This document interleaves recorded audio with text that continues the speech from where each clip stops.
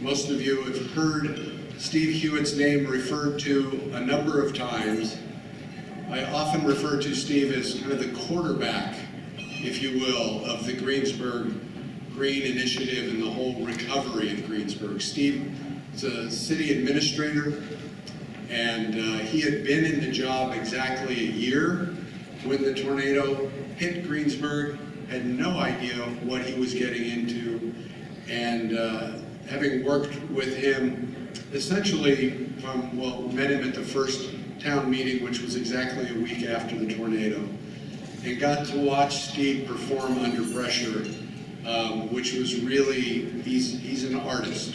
He juggled and managed personalities and challenges left and right through the whole thing, and really modeled leadership in a way that I had never seen it before.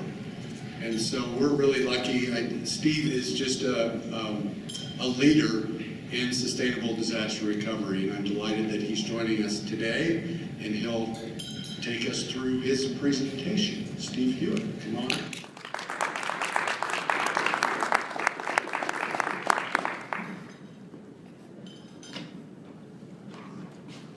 Well, it's a little thinner than it was earlier, so I hope it's not because of me, Daniel. So anyway, I'm going to talk about leadership, and I've talked about Greensburg a lot. I'm actually, when Daniel called me and asked me would I talk, here at the conference, and I said, okay, I'll talk again. I kind of asked him why, and he said, well, here's the deal. You're not going through your second disaster. You're still alive, and you still have a job.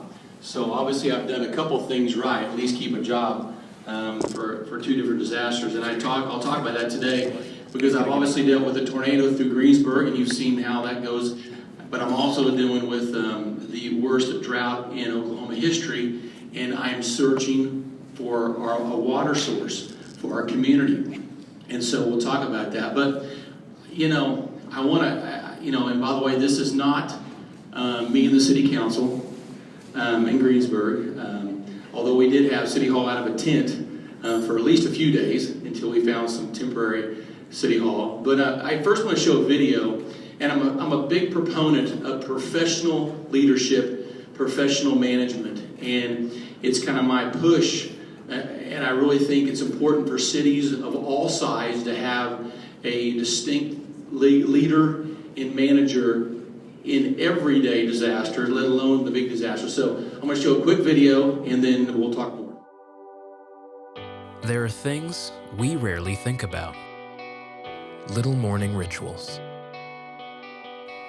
A light to find our way through the dark. A bike trail just down the road. An easy commute. Having a great place to work.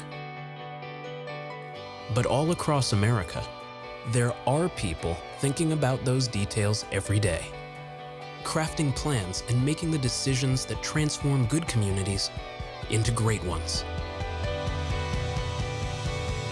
They're our professional city and county managers. They know that characteristics like civic engagement, quality housing, vibrant neighborhoods, and solid infrastructure allow business to thrive. In fact, nearly 2/3 of Moody's AAA bond-rated cities are run by a professional manager. From exciting development projects, to curbside recycling programs, to the water for your shower, city and county managers are responsible for the things that help communities thrive. They make tomorrow happen, partnering with elected officials to turn big policy ideas into great achievements. When we're done making policy, our city manager is focused on turning that into reality. They're not trying to take on the role of being politicians, but they're the folks that have to, in the end, implement and deliver. The ability of the manager to help maintain and manage this city in the best possible way is crucial. While most of us are busy running our lives, professional managers run the communities where we live our lives. So we can all have a place that we're proud to call home. Professional city, town, and county management. It's life well run. Now, I show that video because let me tell you, I think it's extremely important that you understand, and I'm a big proponent of it, and I'm kind of on the soapbox on this, but during a disaster, you want people like me. You want people like county managers and folks and staff that are helping your community recover. It's funny, I've got a little boy, his name's Gunner. He's 8 years old, and now he's 8, and it's funny how quickly he's grown up, but you know how kids are. A couple years ago, he's in the back seat, we're driving, he's sitting there hollering at me, Dad, and it's one of those things I'm just kind of ignoring him, you know how kids are, and Dad. Finally, my wife looks at him and goes, answer him, and I said, what's up, buddy? He goes, Dad, what do you do? And my wife looks at me and she goes, yeah, what do you do? And a lot of people don't realize what professional managers do and what we try to accomplish, and it is, let me say this, it's very difficult to recover from disasters. It's the most difficult thing I ever faced in my life, and I'm facing it every day. And I face it every day in Greensburg, and I didn't know what I was getting myself into, but it's the most rewarding job I've ever done too, and I couldn't be more pleased for what I do. So let's talk about Greensburg a little bit. Greensburg, a small town in Kansas. I took the job. I started in Parks and Rec, and I'm going to wander around a little bit. I'm not a big fancy speaker. I'm just a regular old city manager who's trying to get things done. So if I'm not exactly how speakers are supposed to do, that's okay in my opinion, because I'm just going to tell you how it is my way. And I hope if you learn a few things, or maybe if you take a few things back to your community or your organization. But I don't stand still what I'm saying. So I don't preach very well, I guess. So I wanted to be a city manager. I've been in Parks and Rec for a long time, and I'm a big sports buff still today. I used to officiate a lot of college baseball, basketball, and football, and I loved that.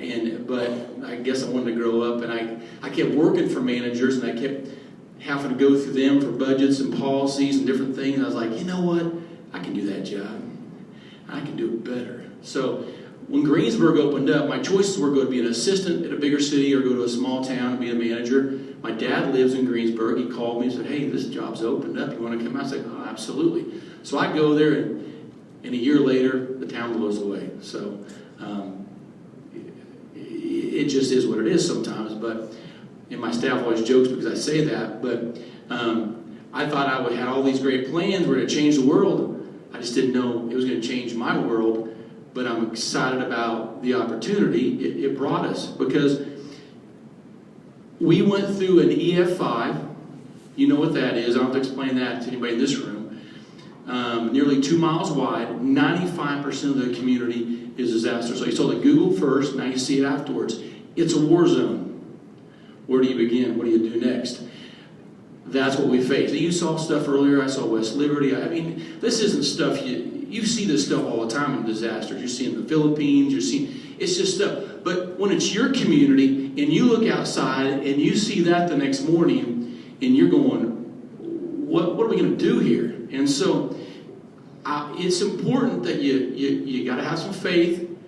You got to pull yourself together, and you got to find a way to make it happen. Now, simple facts, you can read them. Obviously, 1.7 miles wide, the wind speeds, EF5, with 11 deaths, small town, it's still a lot. And every time you lose a person, that's a neighbor, that's a relative, you know them, that hurts. Thank God for basements in Kansas, and saved a lot of people's lives. 800,000 cubic yards of debris. I mean, a whole town is sent to the dump and burned. Of course, the facilities you can see that were destroyed, and volunteers, hundreds of millions of dollars, federal, state, donations to help recover this community. And it's important to have those things. But the opportunity, did it create one? I met with the mayor and the president of the council the morning after, and I looked at Lonnie and John, and I said, you know what, guys? You hired me. You wanted this young guy to come in here and do these cool things. And everything you didn't like about your community, what a perfect opportunity now. You can change it. You got a blank canvas. And they both had that same, they're like, you're right. And because I'll tell you, I think it's important because your community wants leaders to step forward and they want a positive message and they want somebody to tell them it's going to be all right. And so guess what? I told the mayor and the president of the council, let's just tell them it's going to be all right. Not going to be easy, but we're going to be able to do something good here. And right away, it's about planning. So if you hear nothing else I say today, and I don't care what level of organization you're at or what you do, if it's a church, school, whatever, planning's important. Good planning is always important. And now, a plan is flexible and it's livable, and you got to be able to change when you need to. But having a base plan is very important. You know, I think as a community leader, well, first of all, I think I've got a little boy, like I told you. His name's Gunner. He is the cutest little boy in the world. I'm not just saying that. He really is the cutest boy in the world. And I might be biased a little bit, but he, you know, I don't think anybody would disagree that the music I let him listen to, the TV shows I let him watch, the clothes I let him wear, it all affects his environment, his life.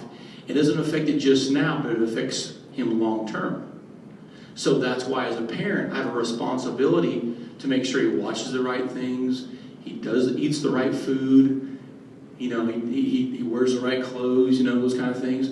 Okay, so as a community, especially a municipal leader, I have that same responsibility to make sure we do the right things and forecast the future and talk to the community about it's important to plan and do those things. That's our responsibility.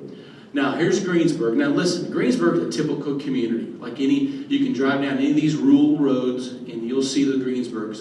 They're dying communities. You drive down their main streets. Now, I'll say this is Greensburg, Main Street, pre-storm. This is a little bit before 2007. All right, don't let the cars fool you in Western Kansas. They're a little newer than that. They actually have Toyotas and stuff out there too. But you know, you'll see these dying communities. Greensburg was a typical community. Population dying. You can see the population growth here as it starts to decline over the years. The biggest export in Greensburg was its youth. As they graduate high school, they get out of town. And guess what? There's not many jobs to come back to.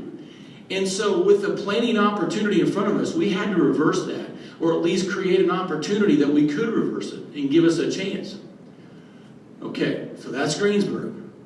So here, we'll go back to Greensburg, but now I'm in Clinton, Oklahoma, and I'm faced with the biggest drought in Oklahoma history, and one of my water sources goes dry. And I recognize this my first year there, and I try to get the community to, let's conserve water, put restrictions. Oh, don't worry, Steve, it's going to rain. Still hadn't rained. We are still, 3 years later, we have no intake increase into our water supply. So now I'm faced with a new disaster.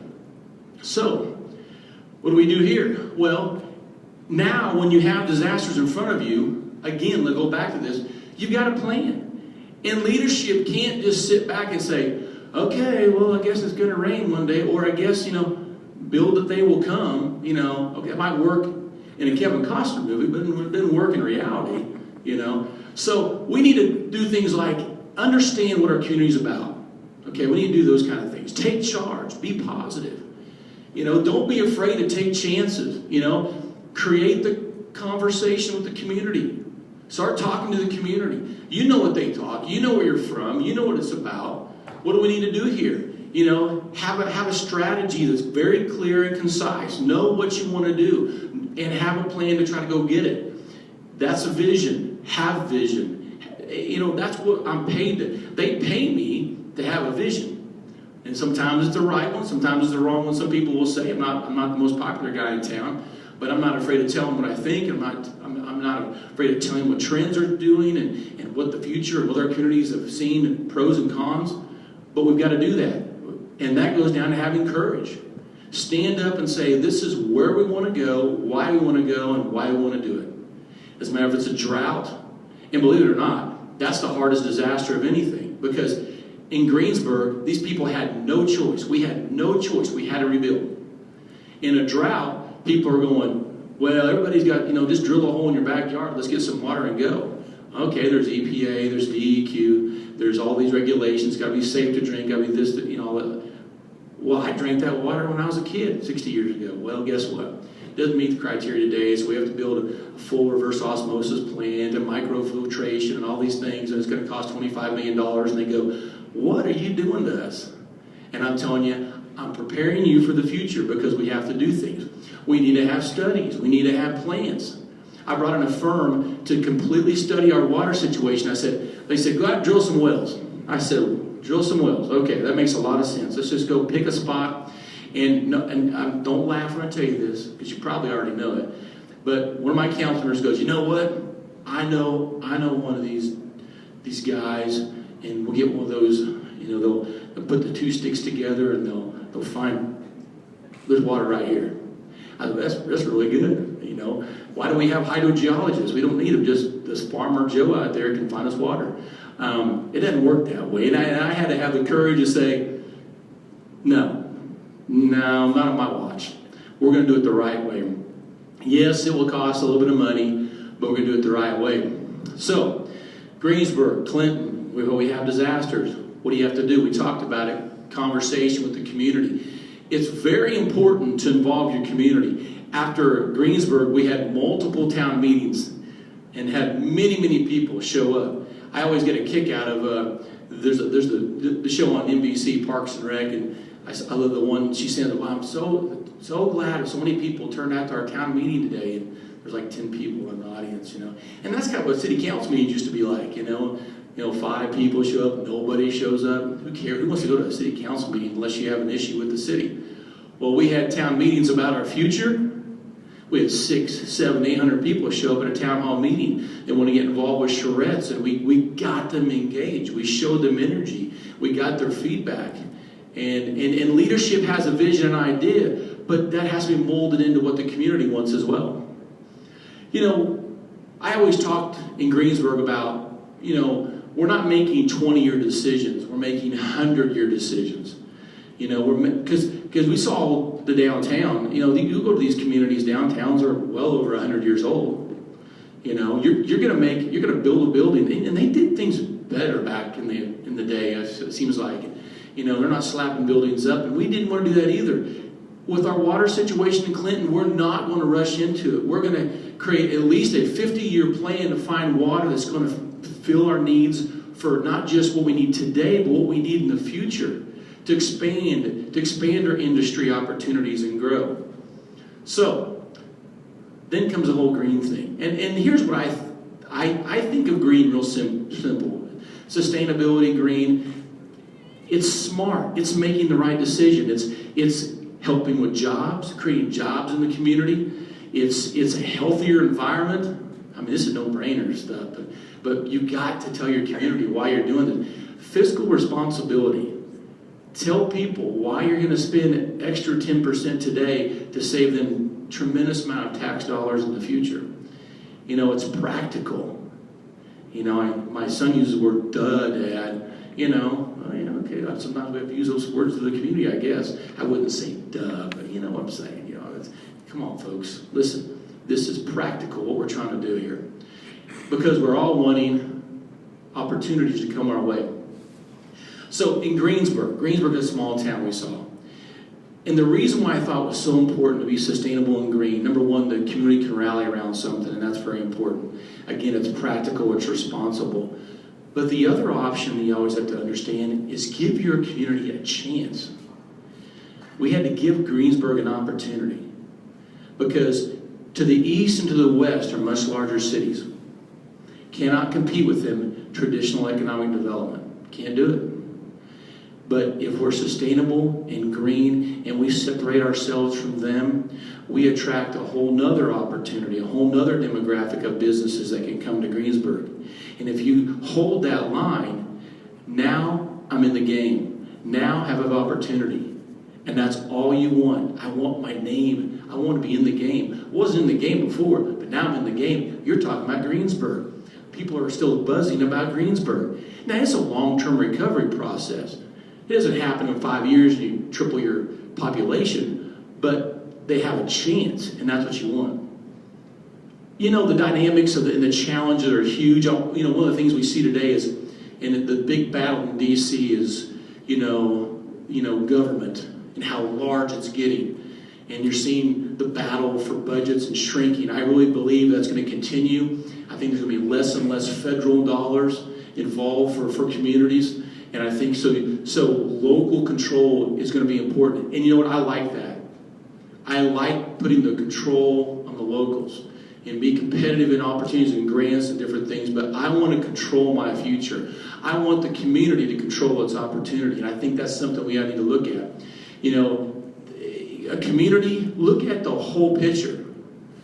You know, look how the airport relates to the highway. Look at economics, you know, and how they develop into, you know, housing and schools. Is the walkability and connectivity, does everything fit?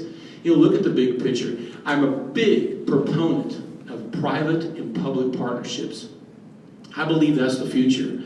Going out and leveraging what you want to do, bringing in private partners. I'm doing that today. We did that a lot in Greensburg with a lot of different companies. It worked out great. I think it's probably still working today. And in Clinton, I'm doing that right now. I have an organization that wants a new sanctuary for animals and a new animal shelter.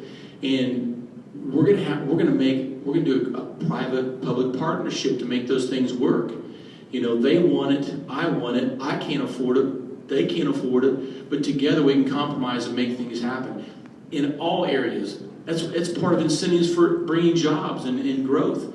The private-public partnerships are always important. And obviously, that continues with your long-term planning. And then, you know, we brought professional planners in, and we wanted to make sure that we got it right. You know, so many people say, well, we'll just get a piece of paper, take the ideas, and let's rip the paper off, staple it on the door, and now we know what we're going to do. No.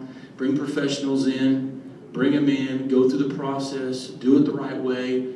You want to see a vision, start to see things happen before they happen. It helps, it gets people fired up, gets me excited, but it also gives you a good direction, and that's important.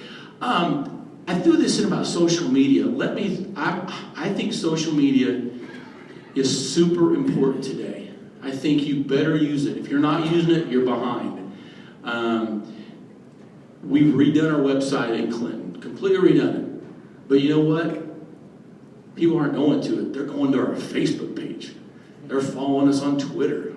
You know, if you're not in that game, you better find somebody on your staff to get in that game, because let me tell you, and there'll be the next Instagram. I haven't got into that yet, or whatever that is. I mean, I'm falling behind. My son, you know, there are iPads for 8-year-olds in school. I mean, the technology is there.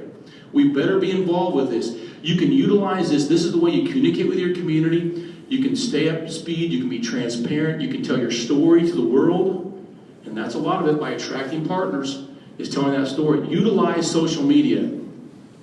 In Greensburg, we utilized a lot of media in just a traditional sense, you know, Planet Green. Take advantage. If your community, like the Joplins and the Birminghams, and the things that are out there, you know, take advantage of the media. You know, I remember I gave my first interview to Wichita Station like at 10 o'clock at night after the tornado. And then all of a sudden, by 6 a.m., you had CNN, Fox News, MSNBC, all these channels are showing up. And I had a highway patrolman, I can't remember his name, but he was taking me to where we put the media, and they wanted an interview. And he said, Steve, just remember, it's a CNN world. I don't know what it did when I heard that, but he was so correct, so right. It is. Take that opportunity, take that buzz, run with it. You know, right after the Moore tornadoes in Oklahoma City and Moore, you know, I did a piece with Fox News about recovery, and it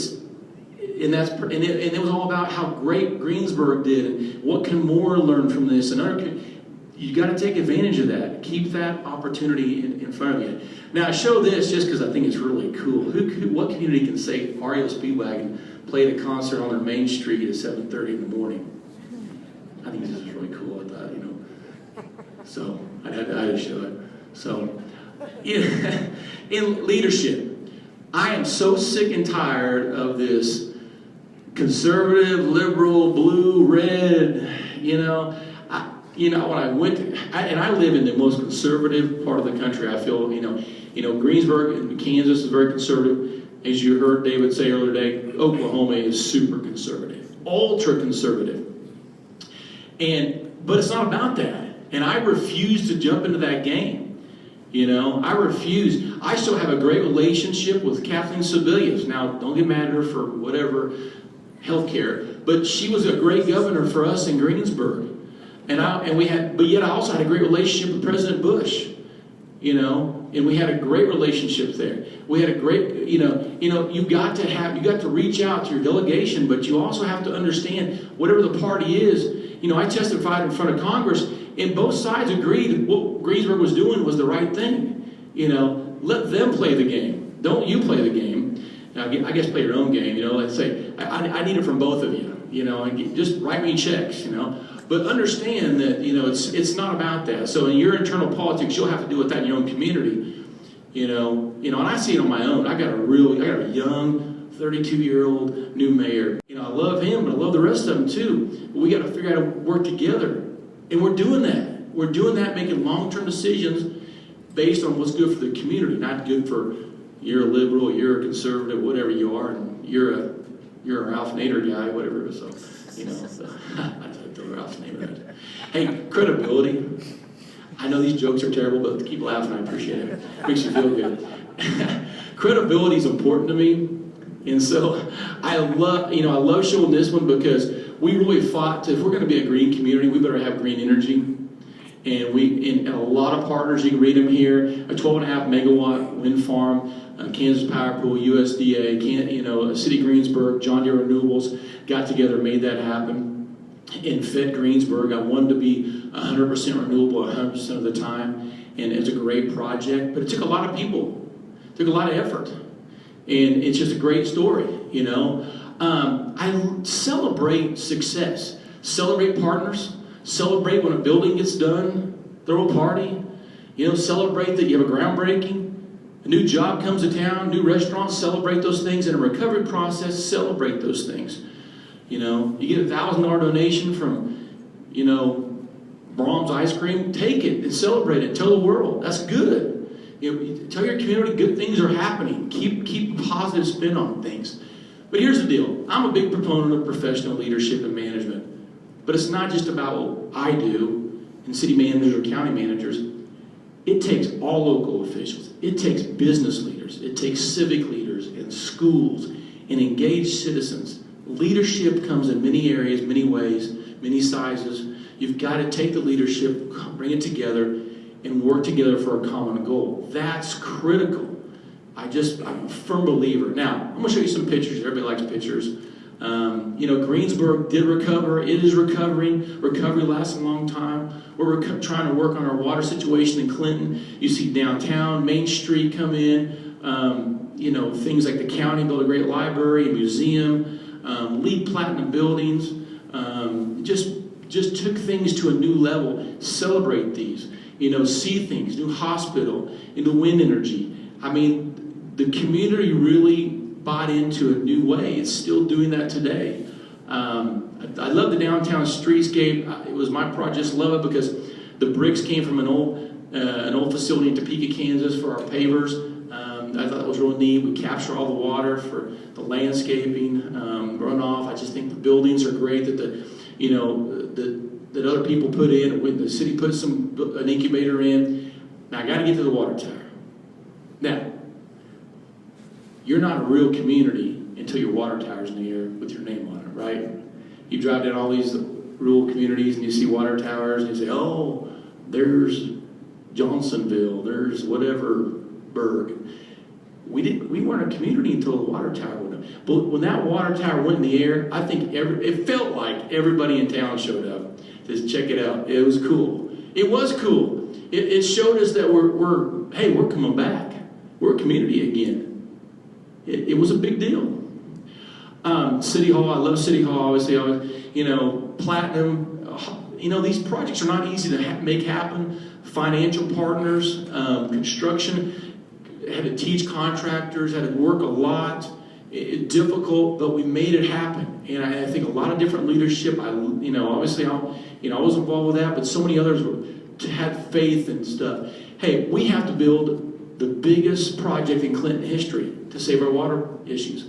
We're going to have to build a $25 million new water plant. That's the biggest project Clinton's ever done. Now, Clinton is 10,000 people, and it's 10 times bigger than Greensburg, but that's still a huge project for Clinton, Oklahoma. And it's going to take strategic financial planning to make it happen. But we have to make it happen because our future depends on it. I want to show this because I told my council, we're going to build a new fire station. I got a sales tax pass 85% to build a new fire station. Awesome. And we're going to build a lead. And they go, what? I said, we're going to build a lead. You're going to lead us where? I said, don't worry. It's going to be a beautiful building. It is the first lead building in western Oklahoma. And they don't even know what it means, except it's really energy efficient. I think it's so, and it's coming out, and hopefully within 30 days it'll be ours to move into. So we're very excited. We've got to change how we think, and I'm trying to change Clinton, and I think the tornado changed me. I have to think different. Let's think better, think smarter. Again, private-public partnerships. Our partnership with Greentown has been critical.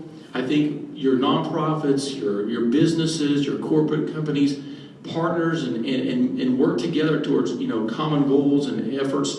It's important. I'll just scream that until I'm blue in the face. Is that you've got to bring in partners. I think it's important. Listen, good leadership and planning. Don't we all want jobs? Those kids that are leaving, don't they want to stay and grow your community? And they won't have families, but they want jobs, and good paying jobs. That's what it's about. It's just not the fact we want to build our town exactly the way it once was. Clinton, I've got business opportunities in Clinton. They cannot expand or bring in new business until I solve the water issue. We have restrictions in the summertime right now. We cannot meet our past max usage. So we have to put restrictions. But yet I've told the business community, you use what you need to use. But they say, well, we want to expand, but I can't let them expand until we fix the water issue. It's important that we plan and do things. We have to fix things so that we can have jobs and grow. People always ask me, lessons learned. You learn a lot of things. I think the key thing you can't communicate enough. You cannot. You think, well, I've told them everything. You ain't told them enough. You got to keep telling people, keep talking. You got to listen though too. Don't think it's all about you or all about Be humble. I didn't put that up there. I should have put that. Humble yourself. No one person is bigger than an organization, even if you're a leader. Be humble. Listen to people. Listen to your community. Make things work. Challenge people. Challenge your community. Challenge your own staff. I come into Clinton with most of my staff members with excess of 10 to 15 years, some well over 20 years. And they're looking at me like, you want to do what? And we're going to do what here? And I'm bouncing off the walls and I'm bringing energy, and they're like, man, this is not used to this. But, after a year, we're like, now they're bouncing off the walls, bringing ideas to me. And I'm like, challenge people, engage people, engage your community, demand, hey, listen, you want this? I always tell people, hey, should I come to council and talk about this program? Absolutely. Let's get it out there. You come talk about it. Don't just have one guy out there talking about it. Bring your ideas. One of the things, you got to take risks. You have to do that. I think everybody knows that, but we don't want to talk about it enough. Don't be afraid to fail. I made a lot of failures in my life, tripped over myself. Guess what? Learn from it, get up, I'll take another risk. But the big thing is we got to be transparent and don't be afraid of, I was telling my newspaper, goes, so what did you do wrong there? And I said, I just told him. He goes, you actually told me that? I said, yeah. Well, last guy wouldn't tell us nothing. And I said, I'll tell you everything. But I'm also going to tell you, I'm learning from that, and we're going to do it better. And I think that's important. But I'll tell you, I refuse to fail. You know, I'm so proud of what we did in Greensburg. I'm so proud of what we're doing in Clinton. And when I go to another community, whatever I do next, I'm going to work really hard. I'm going to be proud of that. We're going to make it work wherever I go. Now, Facebook, Twitter, you can catch us online. If you have information about Clinton or you want to talk to me, I'm flying through this. I apologize, but there's so much to say and so little time to say it. I love what we're doing. I'm passionate about it. I'm excited about it. Follow me on Twitter. You know, I'll follow you back. It's all about the future. I do what I do because of him. And the passion, because you know what? I want him to have a great quality of life. I want him to have great amenities. I want him to have safe drinking water. I want him to have a cool recreation center. I want him to have those things. And now I roll that into what I do with my community. And if you'll do the same thing for your organization, I think that's great, because it's like the video said, what we're trying to do here, it's life well run. We're trying to do the right thing every day. So when you turn the lights on or you turn the faucet on, there are people making that happen. And I appreciate your time today. I would take time for a couple of questions. Really pleased that you mentioned using social media. We use social media in Joplin, and we're going to speak tomorrow about that, but that's beside the point. I just want to say I'm really grateful that you mentioned that, because a prepared social media infrastructure is one of your best defenses in case of destruction, Amber Alerts, what have you. Yay, social media. You know, social media, Facebook was kind of getting big in 2007. I wasn't really using it, but we found quickly how important it was. I don't even know how many friends or likes you want to call that on Facebook now in Greensburg, thousands. You know, we started that when I was in Clinton. You know, we're slowly growing that. Twitter, it's a tool. You know, yes, there's rules and the negative stuff, and you can not post that stuff and delete it. You got people manage it, but it's good. And I appreciate you saying that, because it's a changing world, and communications is in all different ways, and don't be afraid of it. And so many, traditional city council members, they may not, they're afraid of, but it's funny that my oldest member's 70, just turned 70, and he texts me. He's like, I just started texting, so he loves texting me all kinds of crazy stuff. And I'm like, it's great, man. We'll communicate. That's good. Whatever you got to do. And so it used to be, but he still doesn't like emails. I send him agendas and email. Bring me a hard copy. But we're getting there, and it's important. And they don't understand all that. But I do a radio show. I utilize there's 3 radio stations in Clinton. I'm on the radio every Monday morning, every Wednesday after council. We're trying to get the message out. And, maybe I'm on there too much, some will say, but you know what? There's others say not on there enough. But I believe in social media, yeah. Anything else? How much of a fight was it in Greensburg?